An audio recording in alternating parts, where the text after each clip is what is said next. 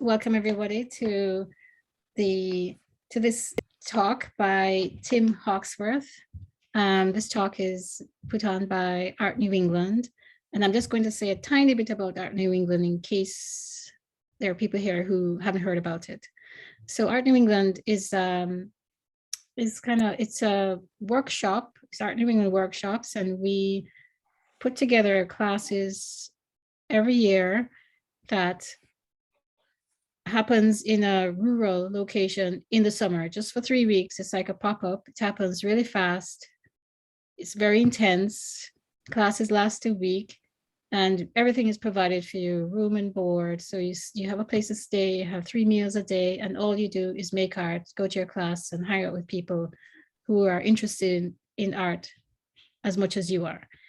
So we're very proud of that because I know that people love it. So Tim has been teaching at Art New England for a long time, and I'm really delighted to welcome him here today to give a little talk. So I know you're going to enjoy it. And after the talk, we'll have a little Q&A where you can ask him questions. So that's it. And Tim, go ahead. Okay, thank you, Jackie. Hope everybody can hear me. Thank you for coming. We're going to see what happens. All right. Wow. Okay. Here we go. So, the Spanish poet Raymond Panicar said, "The reason our concept of peace, of happiness, does not bring us peace is because the nature of peace is grace. It is a gift."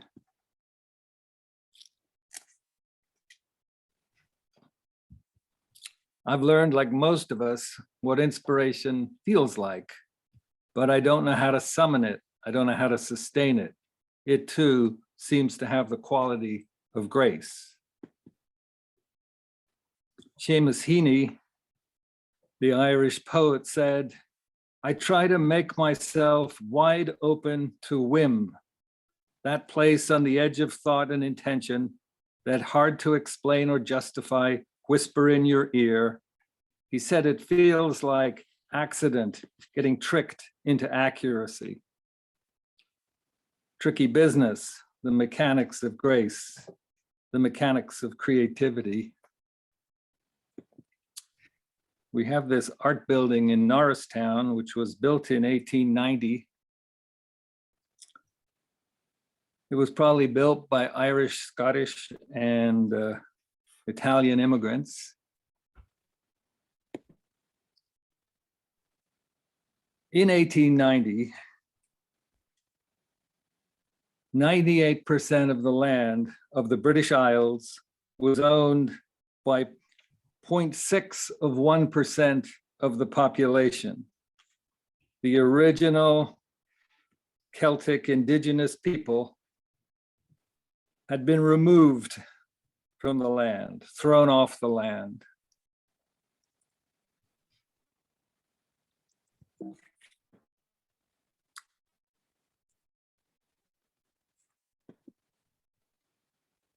In the 1990s, a small group of people on the island of Eigg in the Scottish Hebrides decided to try to take ownership of their island back from the landlord.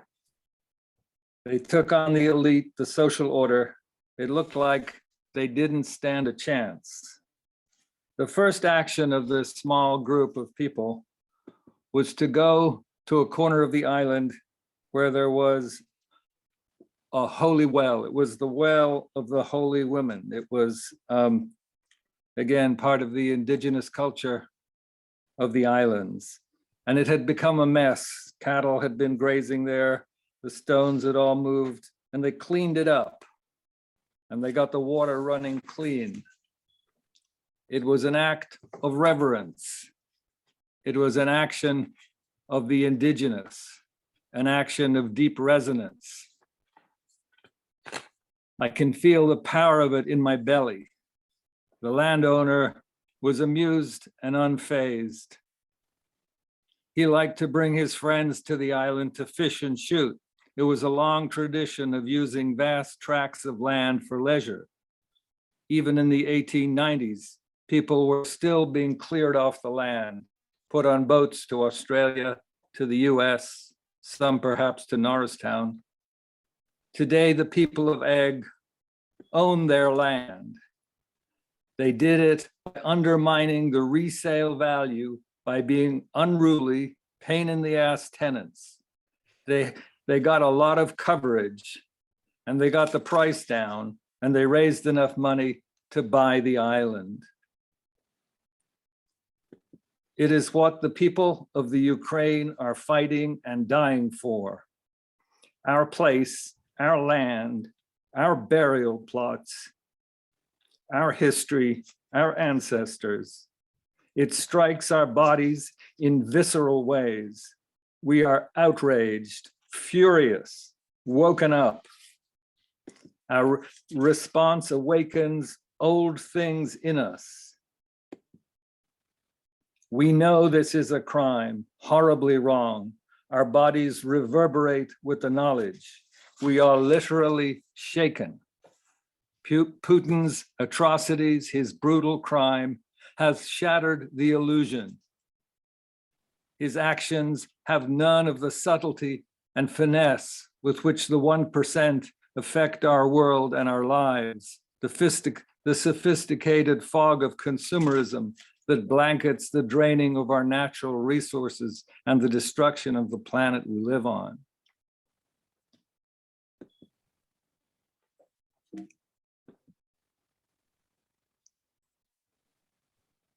When we make art, we slow down to establish contact, deep, sustained contact.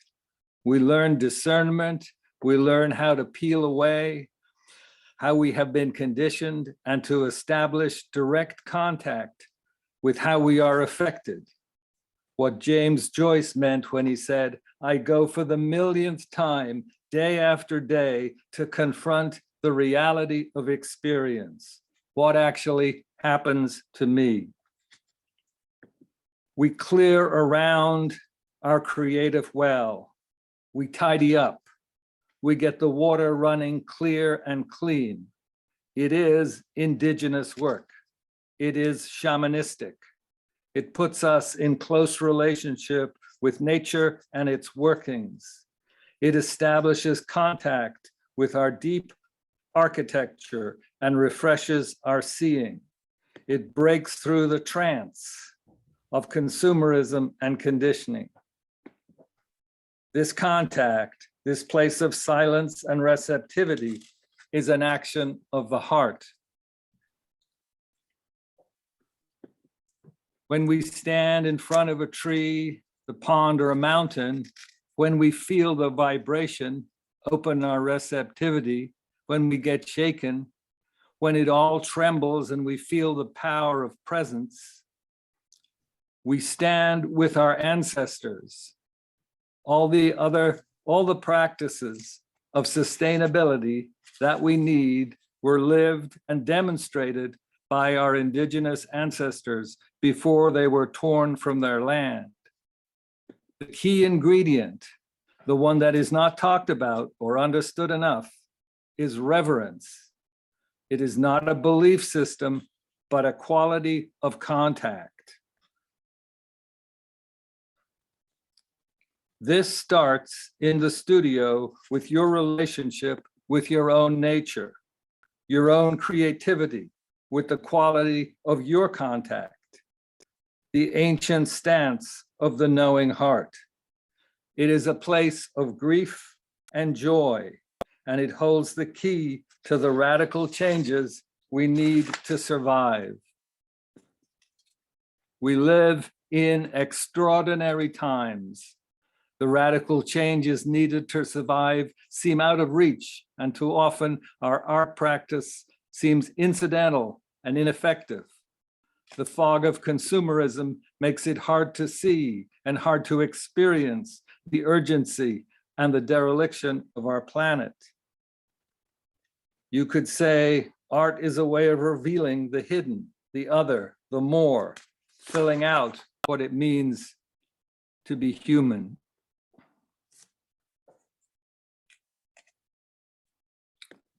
Emily Dickinson writes, "'Tis not paradise that is at hand, but our unfurnished eyes.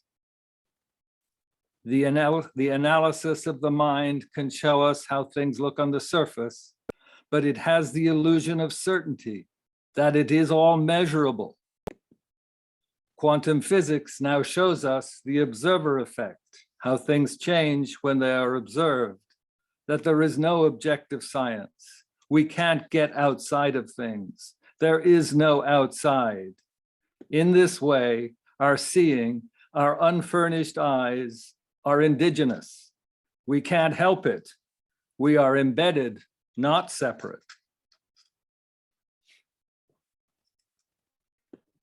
Our hearts are organs of seeing. They are receptive, responsive. We are not trained in this, not trained in the art of tenderness. The movements of the heart scare us. It is too immense. It feels too overwhelming. It seems like it will sweep us away, make us dysfunctional, crazy. It is the feminine that has the tools for this, that can handle the seeing of the heart. Our panic and our unease comes from our conditioning that is rooted in the negation of the feminine and the deep powers that exist inside the feminine. Emily Dickinson, Walt Whitman stood in that power. Their contribution is crucial. James Joyce did the same thing. When it comes to our painting, what does this mean? To lose the objectivity, the myth of objectivity, the idea that we can analytically figure out a painting, follow known laws, critique it into completion. The eye of the heart of the feminine sees wider, takes in more, takes a deeper read. When you walk into a room, who is doing the seeing? Do you have an agenda? Do you want to sell everybody a solar panel? Or are you more receptive? A room full of souls. How do you walk into that? When it comes to our painting, the heart's responsiveness sees energies, connectivity. It is rooted in experience, in nuance and shift. The movement and vibration of experience, not so concerned with meaning or saying something. It is more holistic and more connected to the interconnectedness, to the web. It is the echo chamber that the word, the sound echoes down into. It is the resonance of color, not the theory of color. It is not held by expectation or the rules of culture. It is ruled by the natural law, which means it just is itself. It doesn't give you what you expect. It gives you more. But it does that by breaking your expectation, your sense of yourself. Someone said of Frank Auerbach's painting is they look like they can't believe their luck. So when it goes wrong, that's often the doorway, the place of visitation. When Patty Graham created this giant disaster area painting, he was turning the canvas around. He was doing his beautiful drawings and painting over them. He was excavating. He was undoing all that he knew in order to find the ground on which he could stand. In the end, it is an energy read, not an analytical calling to account. The painting will feel right, sit right in your body. It will have a vibrational coherency, a presence. There's an extraordinary fineness to presence. It is precise, in its vibration, in its balance, in its rightness. It is of nature. And it is my belief that paintings pick up on what nature does to us. That is where the coherency comes from. That is the language we have to learn to read. So we work to engage our body's responsiveness, to create energy, allow energies through the hand, the conduit, looking for updraft, surprise, change, physical forces, staying loose, present, available. It is in the daily doing that allows this process to unfold, time spent. Annie Dillard says, the schedule is a scaffolding that puts you in front of the work. We can watch our seeing. Who is doing the looking? Who is doing the guiding, the discerning? Is it the analytical mind? Is it the heart? Is it in the body that we take the read? Are we constricting or expanding, connecting out or shrinking back into our unfurnished, conditioned eyes? Art making can go either way. It can be used to express the workings of the mind, use culturally known techniques to communicate radical ideas or to shuck us into awareness. For me, this does not do it. Working with this cultural dialogue will not do it. The transformation needed has to be at a deeper level. Before COVID, we moved to the farm here, so we work with sheep. And there's a lot more to sheep than you could imagine. The contact with sheep changed me profoundly every day. That quality of contact comes from being there. So with the horse, this is Lala's painting of a lambing, when the lamb is just born and you don't know if it's dead or alive. The quality of contact with nature, that is the library. Our connectivity needs to be experienced, not talked about. We owe each other more closeness, more attention, more tenderness.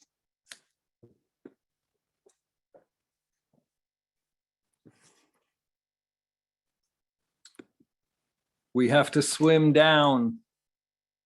We have to be taken to have transformative experiences. Paint is a way to do that, to take us in. It is simple, close in, physical work. Work with our hands, with what is in front of us. We stay close with the materials, what they do to us. We do research. We fathom the depths with mark, color, image, like poets do with words, depth charges. We don't start with big ideas. We work with the forces of nature. We work to see. There is a breaking of the cultural hold needed to do this. The hold of what the culture says is art, how it teaches art, the cultural hold of our identity and our belief all gets broken open. It gets broken open to make room, to see, to consent to the taking place of language. We go out on a limb because that is where the blossom is. To do this, we need alignment with our own nature, the speed and timbre of you, the nature of your movement, your grace, to the receptivity that is rooted in you, the fineness of your heart.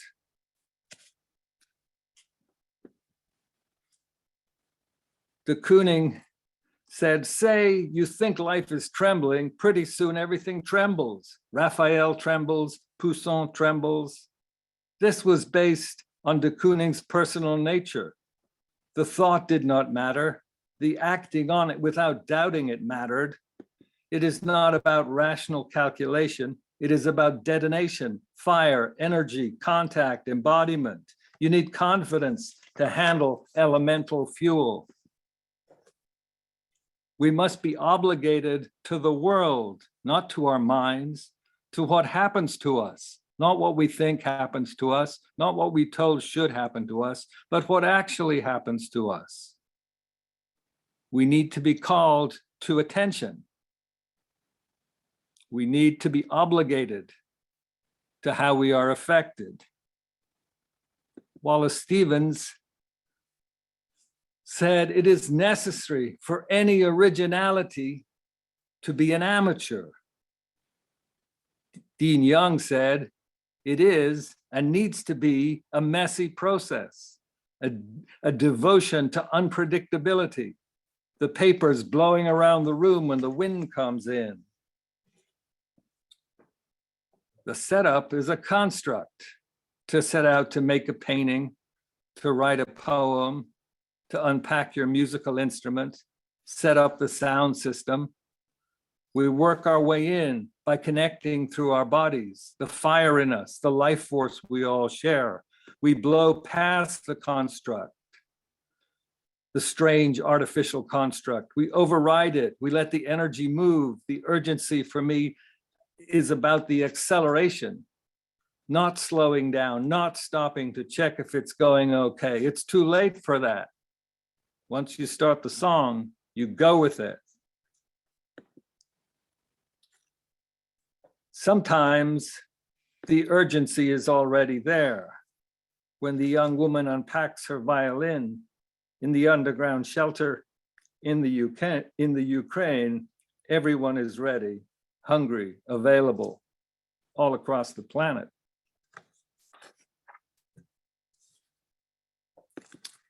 It is not the same in our studios today, but still, say you think life is trembling and pretty soon everything trembles, your hand, the paper, your pulse, your body, your heart.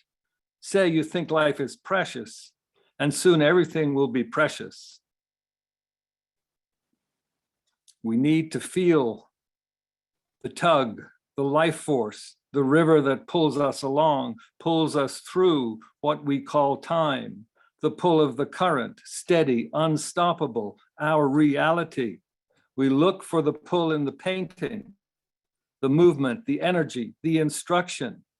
When we see it, we accelerate into it. We go, all else be damned, we go. When our mind sets us outside the river or the painting, or in opposition to its propulsion, we step into the artificial, into the unreal, into the illusion, outside, in the house of mirrors that our culture constructs around us, the distraction and the loneliness. Like migrating birds, we are following instruction that came before us, before words and before culture. It takes courage, a certain recklessness, abandon, surrender. We are afraid because the river does not stop. It obliterates, wipes out, takes away. It is full of loss and grief, the old ache the Celtic people call it. But still, we want to be enveloped by the song. We want to lose ourselves in the blanket of sound, to be taken. Say the river will take you home and the river will take you home. Say the painting will take you home and the painting will take you home. Go into the painting with the strength of your heart, the urgency of the life force, the bulbs pushing up, the sap rising, the unstoppable miracles. Go with the joy of it. Work with the updraft. Let the hand go, the vibration move through you. Let it happen. Get out of the way. Colin Bartz talked about Twombly's hand as an insubordinate hand. There is a road in the middle of Africa with a sign. The sign says, "Too dangerous to go slow."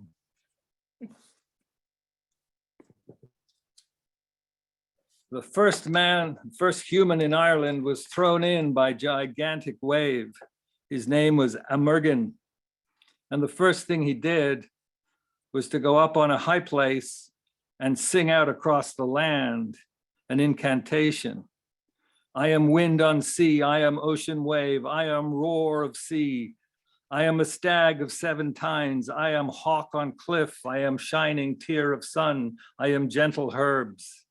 He goes on for many lines, making it clear, we are all things united behind the veil. The idea that there are different levels of existence beneath and between what we can see was once so widely accepted, it didn't deserve mentioning. Only a thin veil separates the realms. Only a thin veil separates the realms, and there were always those who could pass from one to another.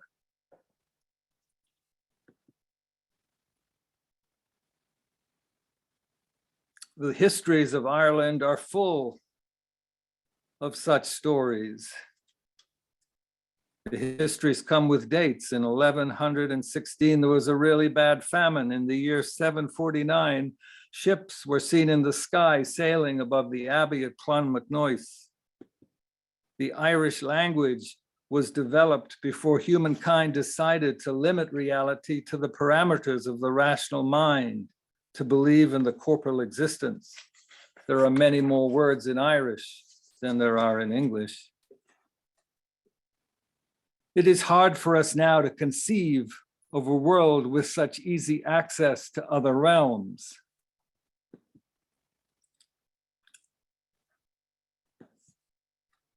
John Berger, the writer and painter, he talked about sitting in front of a tree or a plant and trying to draw it and picking up on the energies and the movements and how the drawing changed and the whole experience changed as time passed.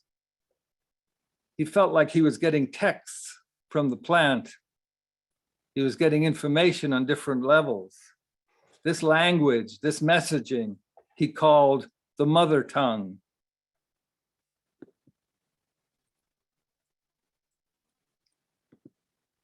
Paintings are presences. In that sense, the fact that pigment and canvas, stuff, can become a living, palpable presence makes them a path through the veils. They penetrate out past the claustrophobic perimeters of what is said to be known, to contact with the infinite, to the unknown. It is clear to me that the presences we call paintings cannot be constructed by prescribed techniques. They are more like records of travel, because our minds are trained to the rational and cut off from the unity Amergin proclaimed in his proclamations. We must use other ways to access other tools. We need reliable ways to escape our delusion of separateness and limit. It is in our body's responsiveness we find this, in paying close attention to how we are affected, fine-tuning our receptors, and standing behind our experiences with confidence and trust. There is clarity and commitment needed to handle fire and break out of the reductive conditioning. It is not about replacing one worldview with another, one set of beliefs with another. It is about standing in the unknown, unnameable. Amergin's utterances went beyond the words to create a mighty wind of vibration across the land. He did not whisper it in the corner of a forest. He spoke it from high up. He addressed the whole island. Other incantations can be whispered in the forest. We choose the size of our canvas, the scale of our gesture, to suit the utterance that we find in our body. Walt Whitman sang his barbaric yarp across the roofs of the world.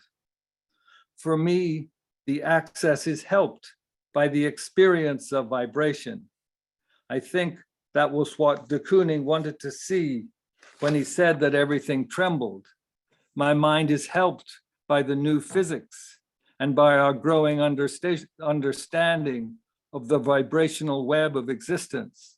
It helps my mind to get along with what my body already knows, what my ancestors knew, what every animal knows.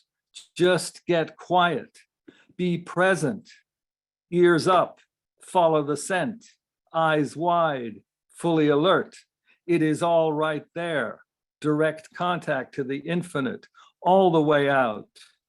We can take a measurement. The average streak of lightning is 1 inch round and 5 miles long, but we can't stop there. Our bodies can feel the power with which it strikes the ground, the power it contains. We feel that along with the breath of the summer breeze. We are touched in infinite number of ways.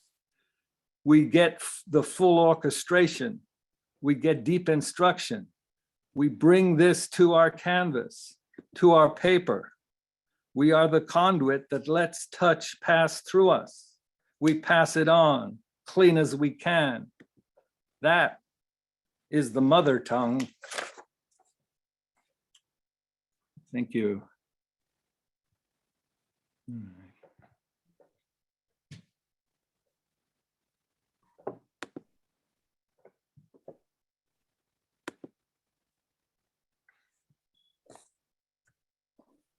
Thank you, Tim.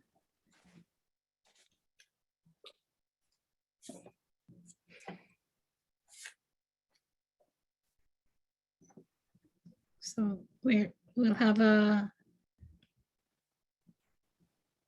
little time for some questions. If you have questions about Tim's talk or his class, you can put it in the chat or raise your hand. So we have a question here. Are you ready, Tim? Are you ready for action? Claire, you can. Claire, go ahead. Claire Lynch. Unmute yourself.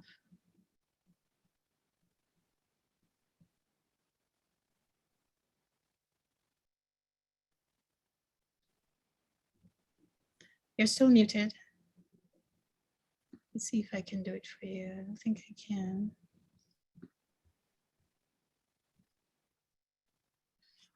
The little button on the bottom with the little red button, or type it into the chat.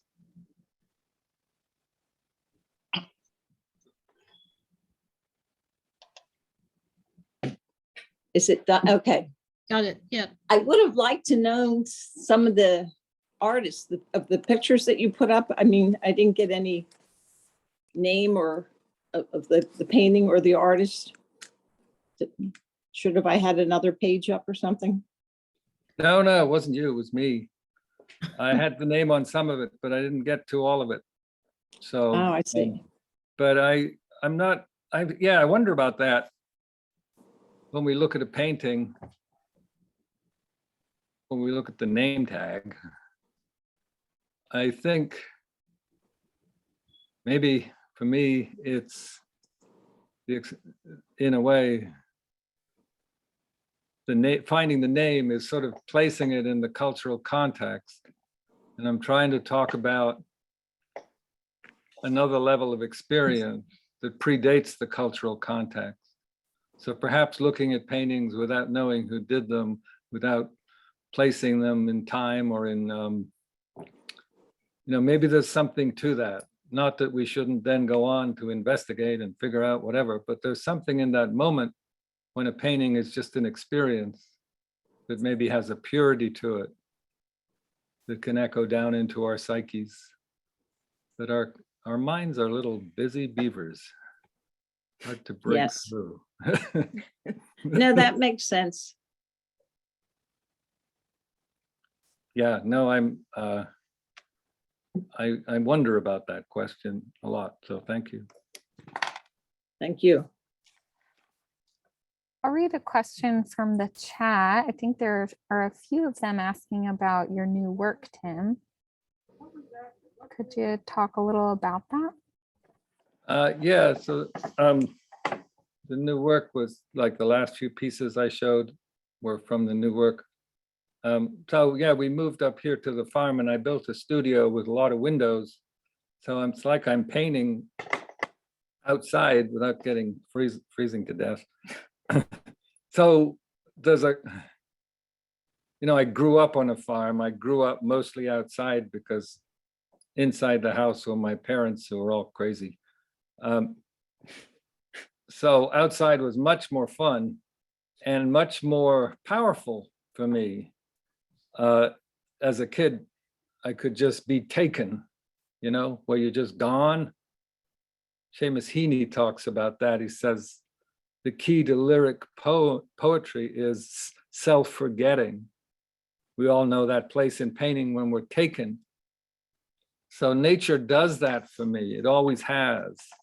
So coming back up here to the farm, and it was, I finished the studio in the fall a year or two ago. So the first part was through the winter, and the colors in the winter up here are extraordinary and subtle.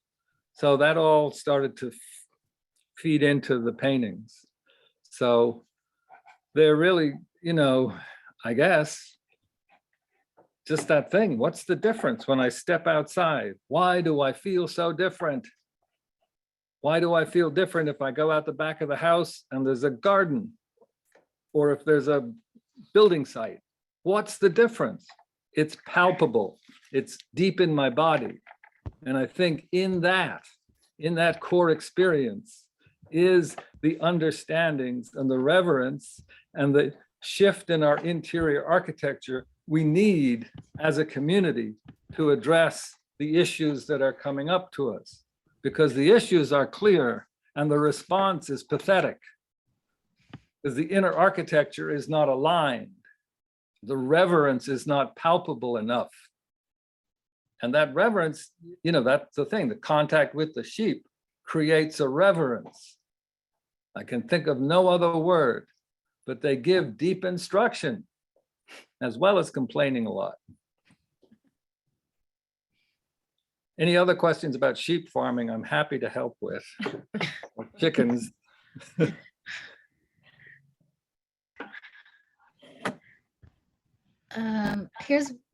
I'm not sure, Brenna, if you've seen anything further up, but I'm seeing a question from Kate Hanlon, asking you, Tim, if you have any strategies for accessing that proverbial place, quieting the conscious monkey mind to get things done on paper or canvas. I'm sorry, could you repeat that? Do you With have less of a Caribbean accent? possible strategies for accessing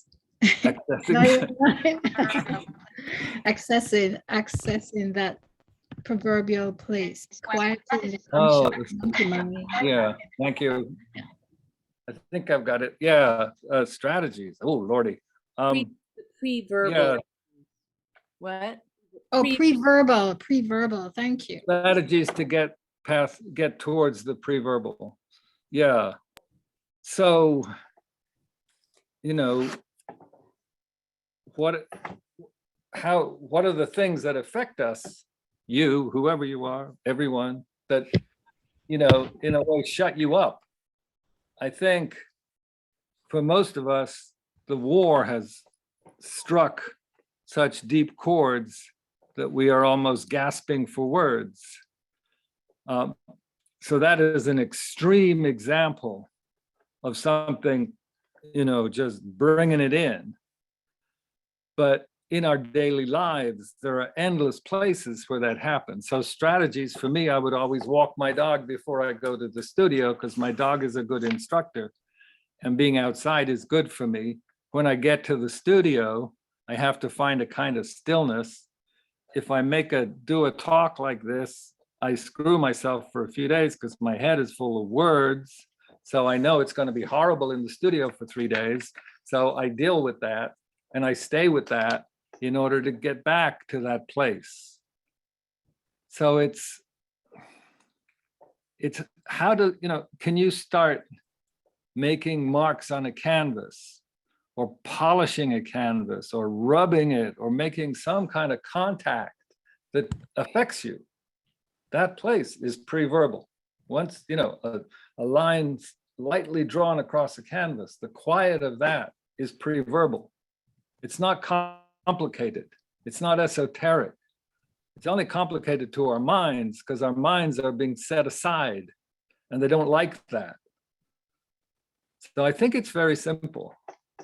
I mean, one time I spilled coffee and I loved that color, so I mixed it up, but it was like, whoa, look what that did to a drawing.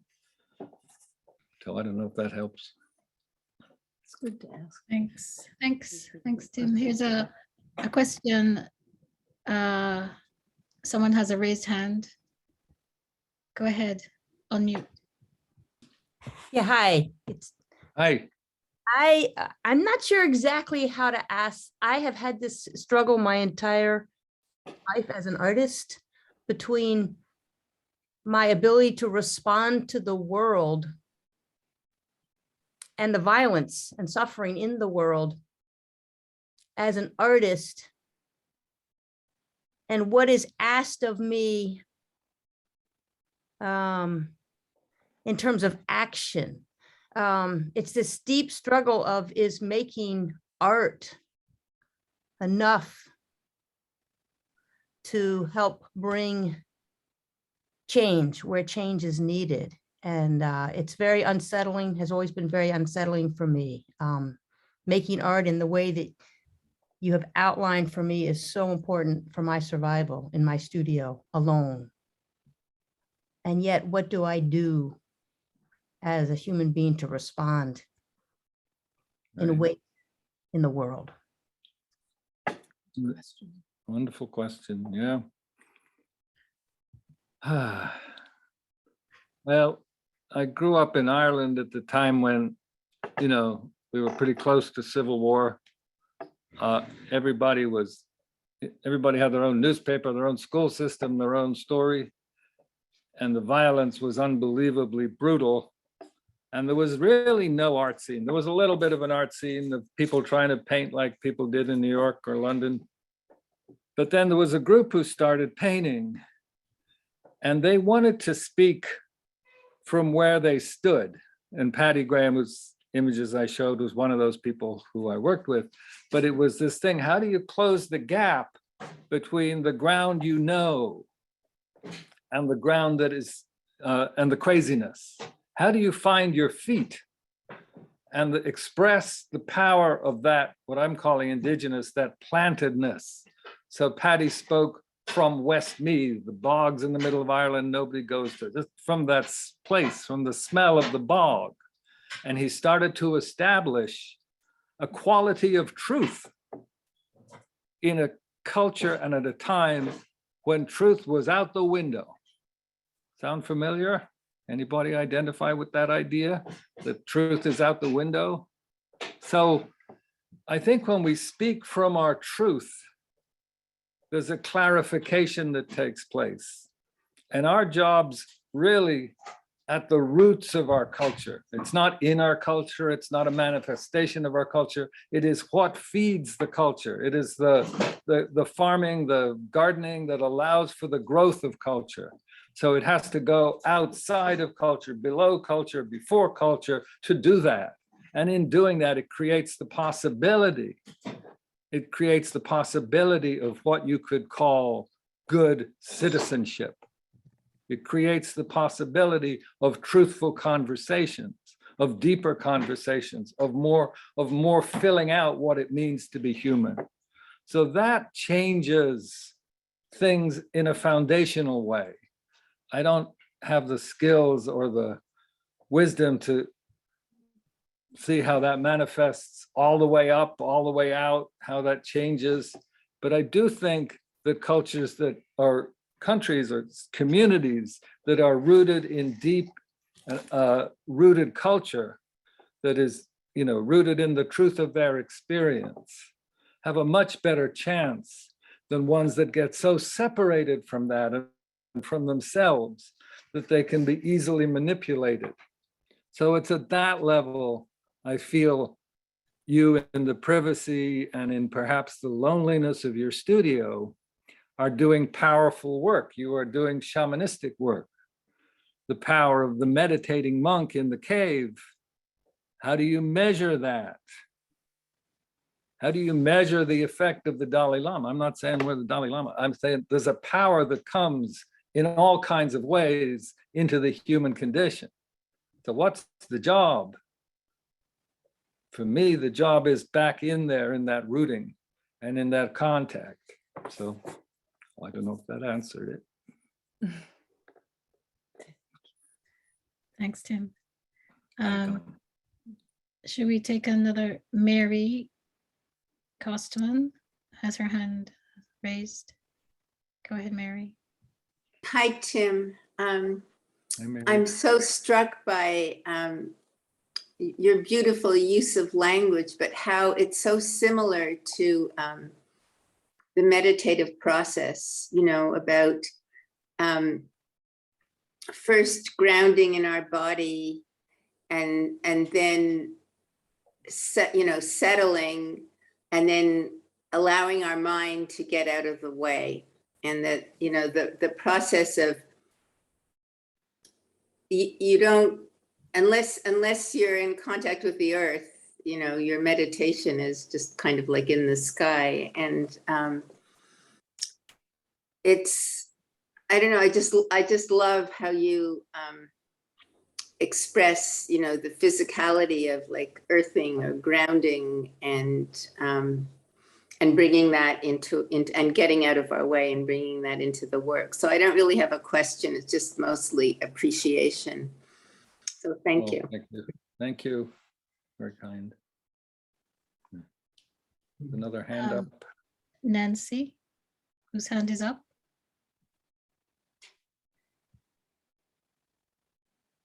Now? Can you hear me? Yes, yes. Okay. All right. Thank you. Thanks for taking the question. You're going in and out though. We can't hear you very well. Beautiful poetic language and I heard the heart connection piece. Can you hear me? No. It's coming in and out, Nancy. Not very Do well. You might want you to think you type could that, put it in the Nancy. chat? How's Yeah. this? Yeah, Maybe you I sound have like a bad connection. I'm down on the Cape.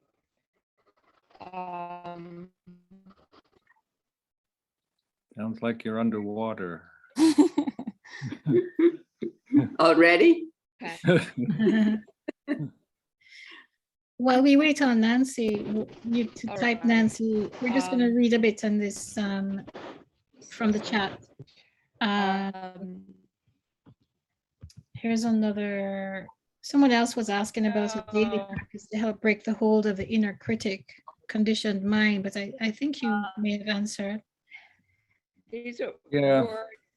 Repeat the question. Yeah, that how to deal with the inner critic Yeah, is always, yeah. I mean, I think it's, yeah, it's the commodifier. It's again, it's a battle. I think it's a continuous daily battle. It's a ferocious battle because the inner critic has a huge amount of backing from the community, you know, from the way art is treated, from all of that. So it's, yeah, it takes, so I go back to the same thing. It's like when you stand outside, this is what Dozan said in 1100, you put your hands on a giant tree, does nothing happen? Of course something happens. That shows you your receptivity. That shows you your connectivity. That is all you need. How do you get the paper, the stuff in front of you, doing something like that? There's nobody gets between you and that. That is sacred ground, and it's very straightforward. And that is the only answer I have to my inner critic, because my inner critic is full of shit. That happens. I mean, just, you know, whatever it is. Let a giant horse not put its muzzle in your hand. Does nothing happen? Hold a baby, you know? Are we receptive? Well, how do I get the paint, the drawing, whatever, the materials affecting me? And that's it. That's contact. And then I do it every day, and maybe I get lucky. Tim, there's been a few questions about your class. Could you talk a little bit about what to expect? Yes, so we have a models model. We work with people individually. We try to get them going on a line of inquiry that matters to them. So some will be using the models directly, some not at all, some almost out the corner of their eye. We ask you to use materials or bring materials that give you pleasure, that attract you. We bring materials along with us to see if they, you know, if they might be something that would create updraft in you. We bring books of images we put out in front of people. We try to create the conditions where, you know, weird things, but you know, I learned from Patty, and the way he taught me was he loved me. And we know the power of that. So when we work with people, we're trying to get into a place where the heart is actually the instructor. So it's a place, you know, and there's all kinds of stuff comes up when you try to do what I'm talking about. But to create a kind of kindness around your practice, a generosity, that's sort of quite radical for people. But it, you know, we know how to raise kids. Probably better to do that than to beat them up. So we try to create a condition, an exempling of studio culture that facilitates creativity for each individual. So we start the day with one of my talks, and then we go from there. It's amazing for us, and I've been doing it since 1990, which is insane. The reason I keep doing it is I'm amazed by the people we get to work with, and every time it is different. And it feeds me. Once a year, not every week, but feeds me. I don't want to do it a lot, but when I do it, I get a lot from it. So. Thanks, Tim. We only have a few minutes left. Hello. There's a question from Deb Wool. Deb. And then Nancy typed her question in. So I do want to kind of get to Nancy. So Deb.